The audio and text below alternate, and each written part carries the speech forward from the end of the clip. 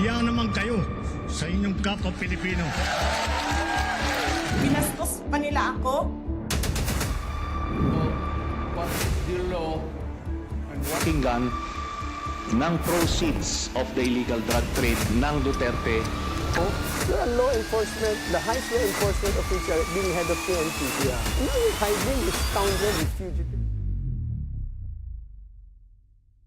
They talk about geopolitics, di ipasok nila yung West Philippine Sea at sabihin ng mga commenters doon na in fact they are in favor sa atin talaga West Philippine Sea. Ang problema daw may politicians tayo at mga people daw in the Philippines, they don't know or what the hell they're talking daw. Di ba sinabi mo kanina, we are Filipinos, pero bakit we're parutings? And do you think po it weakens or Hindi yan strengthens? Pilipinas, international bloggers. And do you think po in a bigger perspective, itong mga disagreement natin sa West Philippine Sea, do you think it weakens or strengthen yung stand natin sa West Philippine Sea? Yun, paulit-ulit ko, 100% in favor sa atin, it's strengthened. Pero versus China, they are still, kuhan. Kaya nga, yung new Chinese ambassador na galing Washington, sabi ni Mixtox, partner, medyo mayabang daw na si Marcoleta, si Honorable Marcoleta ang unang pagkikita. So, there's an intention guluhin.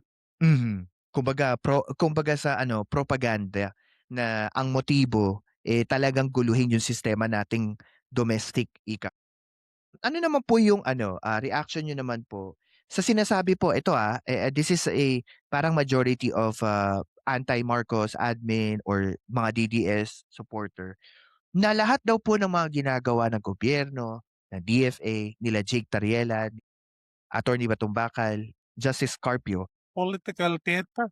I cannot say political theater. Kantali ka ng political stance. That's the exact term kasi they are in favor and defending our constitutional rights. Porket kuwan tayo kana nagsabihin natin atin ang West Philippine Sea. Kuwan na political theater.